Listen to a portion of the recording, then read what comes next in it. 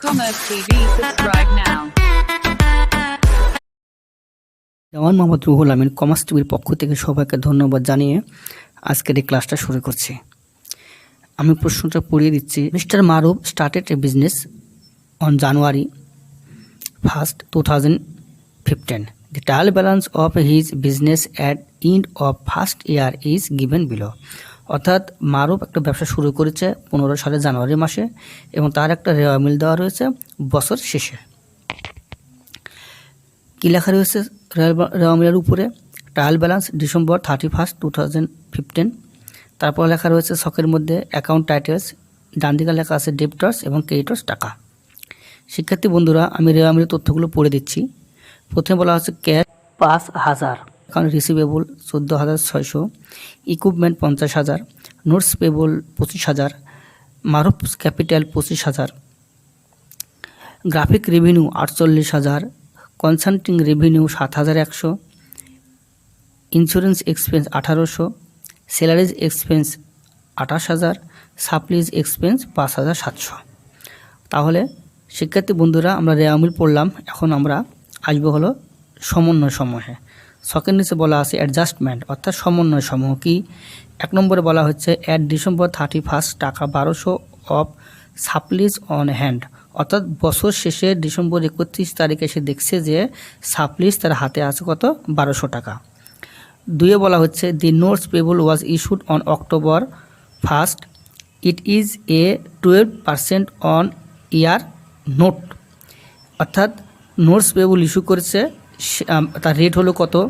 12%, আর ইস্যুর ডেটটা হলো অক্টোবরের 1 তারিখে। পরে 3 নম্বরে কি বলা রয়েছে? The balance in insurance expense is the premium on a 1 year policy, date April 1st, 2015। বাংলাটা হলো যে ইন্স্যুরেন্স এক্সপেন্স 1 বছরের জন্য টাকাটা দেওয়া রয়েছে, তার তারিখটা শুরু হচ্ছে কত? এপ্রিলের 1 তারিখ 15 সালের। অর্থাৎ মনে রাখতে হবে যে এপ্রিল থেকে যদি 1 বছর হয় তাহলে কিন্তু 16 সালও কিন্তু পরবর্তীতে ধরবে, এটা আমাদের মনে রাখতে হবে। 4 নম্বরে বলা হচ্ছে at December 31 consulting fee of unearned, অর্থাৎ এখানে বলা হচ্ছে যে ডিসেম্বরের শেষ তারিখে দেখা যায় যে কনসাল্টিং ফি আছে হলো 2100 টাকা, যা অনুপার্জিত বা অনুপার্জন হয় নাই। পাশে বলা হচ্ছে graphics revenue earned but unrecorded at December 31 total টাকা হলো 2000। বাংলাটা হলো এই যে গ্রাফিক রেভিনিউ একটা আয়ের খাতের নাম, সেটা কি হয়েছে? অর্জন হয়েছে, কিন্তু সেটা হিসাবভুক্ত হয়নি বা আনরেকর্ডেড রয়েছে, এটা কিন্তু আমাদের রেকর্ডভুক্ত করতে হবে। 6 নম্বরে বলা হচ্ছে depreciation charge at the rate of 10% on equipment per year, প্রত্যেক বছরে ইকুইপমেন্টের উপরে 10% হারে ডিপ্রিসিয়েশন রিকোয়ার্ড অ্যাডজাস্টিং এন্ট্রিজ, অর্থাৎ আমাদের করণীয় হলো কি? সমন্বয় জাবেদা দাখিলা অঙ্ক অনুযায়ী সমাধানটা করব। তোমরা লক্ষ্য করো, উপরে কিন্তু আমি প্রশ্ন সেট করেছি আর নিচে তার সমাধান সেট করেছি। অ্যাডজাস্টমেন্টে কি বলা ছিল? 1 নম্বরে বলা ছিল যে অ্যাট ডিসেম্বর 31 টাকা 1200 of office supplies on hand, অর্থাৎ ডিসেম্বর 21 তারিখে দেখা গেছে যে তার সাপ্লাইজ হাতে আছে বা সম্পত্তি আকারে আছে কত? 1200 টাকার। এখন তোমাদের লক্ষ্য রাখতে হবে যে উপরে রেওয়া মিলে কি আছে, কারণ রেওয়া মিলের তথ্যর সাথে কিন্তু নিচের সমন্বয়ের তথ্য, এই দুটো কিন্তু দেখার পরেই তারপরে জাবেদাটা দিতে হয়। লক্ষ্য করে উপরে কি বলা হয়েছে? লেখাটা হচ্ছে ওখানে উপরে সাপ্লিজ এক্সপেন্স আছে 5,700। শিক্ষার্থী বন্ধুরা, একটা জিনিস মনে রাখতে হবে এখানে সহজ বুদ্ধি, সেটা হলো যদি রেওয়া মিলে বা প্রদত্ত অঙ্কে রেওয়া মিলে যদি কোনো সাপ্লিজ এক্সপেন্স থাকে তাহলে জাবেদা হবে হলো সাপ্লিজ অন হ্যান্ড ডেবিট আকারে। যদি প্রদত্ত অঙ্কে সাপ্লিজ অন হ্যান্ড থাকে সম্পত্তি আকারে, তাহলে কিন্তু আমাদের জাবেদা শুরু করতে হবে সাপ্লিজ এক্সপেন্স ডেবিট হিসাবে। তো শিক্ষার্থী বন্ধুরা লক্ষ্য করো, যেহেতু সাপ্লিজ এক্সপেন্স আমার 5,700 অলরেডি রয়েছে, আর কিন্তু সাপ্লিজ এক্সপেন্সকে ডেবিট করা যাবে না, কারণ আমরা যদি ওই অ্যাডজাস্টমেন্টের 1 নম্বরে যদি আমরা যদি আবার সাপ্লিজ এক্সপেন্সকে ডেবিট করি তাহলে পূর্বের 5,700 টাকা এবং আসবে হলো আবার নতুন করে 1200 টাকা, তার মানে যোগ করলে টাকাটা বেড়ে যাবে, কিন্তু আমাদের সাপ্লিজ এক্সপেন্সের টাকাই যে প্রকৃতপক্ষে 5,700। এই 5,700 থেকে বছর শেষে 1200 টাকা বেঁচে গিয়েছে, যার জন্য 1200 টাকাটা আমার সম্পত্তি আকার ধারণ করেছে। আর সম্পত্তি আকার ধারণ করার জন্যই আমরা সাপ্লিজ অন হ্যান্ড ডেবিট করব এবং সাপ্লিজ এক্সপেন্সটা ক্রেডিট করবো 1200 টাকা দিয়ে। ব্যাখ্যাতে কী লেখা রয়েছে? সাপ্লিজ অন হ্যান্ড অ্যাডজাস্টেড, অর্থাৎ সাপ্লিজ অন হ্যান্ডটা কিন্তু সমন্বিত করা হলো, কারণ সাপ্লিজ এক্সপেন্স তো পূর্বে আমার রেওয়া মিলে ছিলই। এবার আমরা পরেরটায় আসে। অ্যাডজাস্টমেন্টে দেখো 2 নম্বরে কী বলা ছিল? The note payable was issued on October 1st, it is a 12% 1 year note, অর্থাৎ অক্টোবরে 1 তারিখে ইস্যু করেছে, তার রেট ছিল কত? 12%, 1 বছর মেয়াদি। তাহলে উপরে তোমরা লক্ষ্য করো ইকুইপমেন্টের নিচে লেখা আছে নোটস পেবল কত টাকা? 25,000 টাকা। তাহলে 12% আমাদের কাটতে হবে সুদটা নোটস পেবলের, কারণ নোটস পেবল একটা দায়বদ্ধক হিসাব, এবং দায়বদ্ধক হিসেব হিসেবে তার যদি খরচ হয়, সুদ হয়, তাহলে সেটা এক্সপেন্স হিসেবে গণ্য করতে হয়। তাহলে শিক্ষার্থী বন্ধুরা আমরা কি করব? আগে জাবেদাটা সাজিয়ে নিব। তাহলে এর জাবেদা হবে ইন্টারেস্ট এক্সপেন্স এবং ইন্টারেস্ট পেবল। এখন আমাদের টাকাটা বের করে নিতে হবে। তাহলে 25,000 টাকা গুণ 12% কত হয়? 3,000 টাকা। তাহলে 3,000 টাকা যে আমরা পাইলাম, যেহেতু এখানে বলা ছিল কি 1 year 1 বছরে, তাহলে আমরা 3,000 টাকাকে 12 দিয়ে ভাগ দিব। 12 দিয়ে ভাগ দিয়ে যে ফলাফলটা হবে তাকে আমরা 3 দিয়ে গুণ দিব, তাহলে আসবে হলো 750 টাকা। আর আমরা ব্যাখ্যাতে লিখব ইন্টারেস্ট এক্সপেন্সেস অ্যাডজাস্টেড, অর্থাৎ সুদ খরচটা সমন্বিত করা হলো। শিক্ষার্থী বন্ধুরা 3 দিয়ে কেন গুণ করলাম? জানুয়ারি থেকে ডিসেম্বর পর্যন্ত 15 সালের, কিন্তু ওখানে বলা ছিল কি অক্টোবর থেকে 1 বছরের জন্য। তাহলে অক্টোবর থেকে 1 বছরের জন্য যদি হয়, তাহলে 15 সালে কত মাস পড়ছে? 15 সালে তুমি লক্ষ্য করো অক্টোবর, নভেম্বর, ডিসেম্বর, তাহলে মাত্র 3 মাস পড়ছে। তার মানে 3 মাসের খরচটা আমাকে লিপিবদ্ধ করতে হবে, যার জন্য কিন্তু এখানে আমরা 3 মাস 3 দিয়ে গুণ দিলাম, আর থাকে 9 মাস। এটা কিন্তু 16 সালের, যা আমার এখন দরকার নেই। Commerce TV, subscribe now.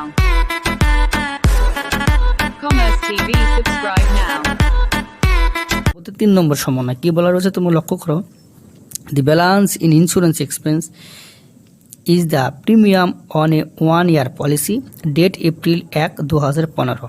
The balance of insurance expense মানে কি? রেওয়া মূল্যে যে ইন্স্যুরেন্স এক্সপেন্স হিসেবে যে টাকাটা দেওয়া রয়েছে, কত টাকা দেওয়া রয়েছে? 1800 টাকা। সেই টাকাকে কিন্তু নির্দেশ করে এটা বলছে। তাহলে 1800 টাকা যেটা দেওয়া রয়েছে সেটা হলো কি 1 বছর মেয়াদি, কিন্তু তার ডেটটা শুরু হয়েছে এপ্রিলের 1 থেকে।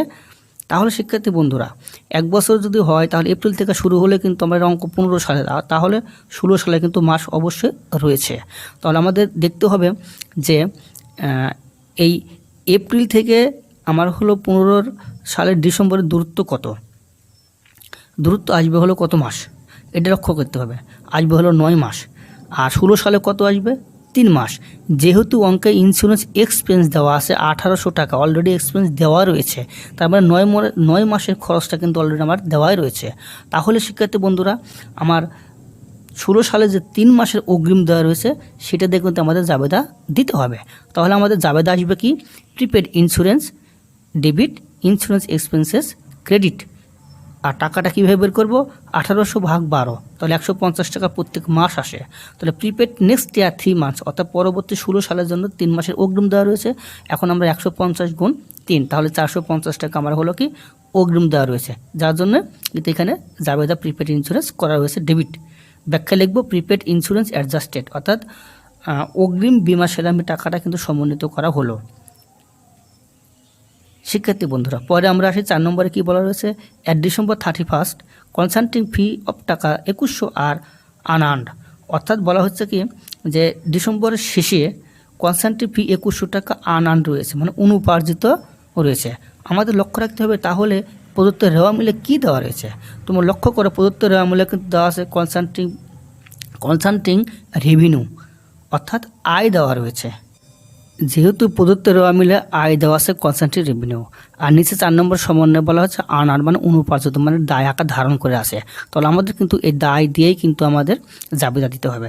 আমাদের জাবেদা হবে কি কনসাল্টিং ফি ডেবিট এবং আনআর্নড কনসাল্টিং ফি হবে ক্রেডিট। কত টাকা? 2100 টাকা, যা সমন্বয়ে দেওয়া রয়েছে সে টাকাটাই। কেন? কারণটা হলো এই যে কনসাল্টিং রেভিনিউ যে মোট টাকা ছিল সেখান থেকে শুধু 2100 টাকাটা হলো অনুপার্জিত বা আনআর্নড, তার জন্য 2100 টাকা এখানে আমাদের জাবেদা হবে। আর ব্যাখ্যা হবে আনআর্নড কনসাল্টিং ফি অ্যাডজাস্টেড, অর্থাৎ অনুপার্জিত কনসাল্টিং ফিটাই কিন্তু আমরা সমন্বিত করলাম। কারণ হলো কনসান্ট্রি রেভিনিউ তো আগে দেওয়া রয়েছে, যার জন্য আমরা অনুপার্জিতটাই সমন্বিত করলাম। তোমরা অবশ্যই আমার এই কমার্স টিভিকে সাবস্ক্রাইব করবে, লাইক করবে এবং কমেন্ট করবে কোন সাবজেক্টের ক্লাসগুলো দেখতে চাও। 5 নম্বরে কি বলা হচ্ছে, graphics revenue earn but unrecorded December 31 total টাকা 2000। অর্থাৎ গ্রাফিক্স রেভিনিউ একটা আয়ের খাত, সে আয়টা অর্জন হয়েছে কিন্তু আনরেকর্ডেড মানে কি হিসাবভুক্ত হয় নাই। তাহলে আমাদের হিসাবভুক্ত করতে হবে কত টাকা, 2000 টাকা। তাহলে জাবেদা কিন্তু 2000 টাকা দিয়ে হবে। তাহলে যাবে তোমরা লক্ষ্য করো জাবেদা এখানে উপস্থাপন করা রয়েছে অ্যাকাউন্ট রিসিভেবল ডেবিট আর গ্রাফিক্স রেভিনিউ হলো ক্রেডিট, অথবা অ্যাক্রুড গ্রাফিক্স রেভিনিউ ডেবিট আর গ্রাফিক্স রেভিনিউ ক্রেডিট, এটাও কিন্তু হবে। ব্যাখ্যায় কী লেখা রয়েছে, আনরেকর্ডেড রেভিনিউ অ্যাডজাস্টেড, অর্থাৎ যা হিসাবভুক্ত ছিল না সেটা কিন্তু আমরা হিসাবভুক্ত করলাম বা সমন্বিত করলাম। শিক্ষার্থী বন্ধুরা, সর্বশেষে কী বলা রয়েছে সমন্বয়ে, বলা রয়েছে depreciation charge at the rate of 10% on equipment per year. প্রত্যেক বছরে অবশ্যই কাটতে হবে ইকুইপমেন্টের উপর 10% হারে। তাহলে আমাদের অঙ্ক তো পূর্ণাঙ্গ 1 বছরের, তাহলে আমরা 1 বছরেরটা কেটে নিই। তোমরা লক্ষ্য করো প্রদত্ত অঙ্কে ইকুইপমেন্ট কত দেওয়া রয়েছে, 50,000 টাকা দেওয়া রয়েছে। তাহলে এই 50,000 টাকা 10% কাটো, কত হয় 5,000 টাকা। তাহলে এর জাবেদা হবে, সবচেয়ে সোজা জাবেদা হলো ডিপ্রিসিয়েশনের। এর জাবেদা হলো কি ডিপ্রিসিয়েশন এক্সপেন্স ডেবিট আর অ্যাকুমুলেটেড ডিপ্রিসিয়েশন ক্রেডিট, যে কোনো সম্পত্তির অবশ্যই জাবেদা কিন্তু এটা। তাহলে কত টাকা, 5,000 টাকা। দেখো উভয় পাশে 5,000 টাকা লেখা রয়েছে এবং ব্যাখ্যায় কী বলা রয়েছে, ডিপ্রিসিয়েশন এক্সপেন্স অ্যাডজাস্টেড, অর্থাৎ অবশ্যই খরচ সমন্বয় করা হলো। সুপ্রিয় শিক্ষার্থী বন্ধুরা, তোমাদের সুবিধার্থে জাবেদাগুলো একত্রিত করে আবার উপস্থাপন করছি। লক্ষ্য করো সুন্দর করে কিন্তু আমি এখানে ডিসপ্লেতে দেখাচ্ছি, তোমরা লক্ষ্য করো জাবেদাগুলো।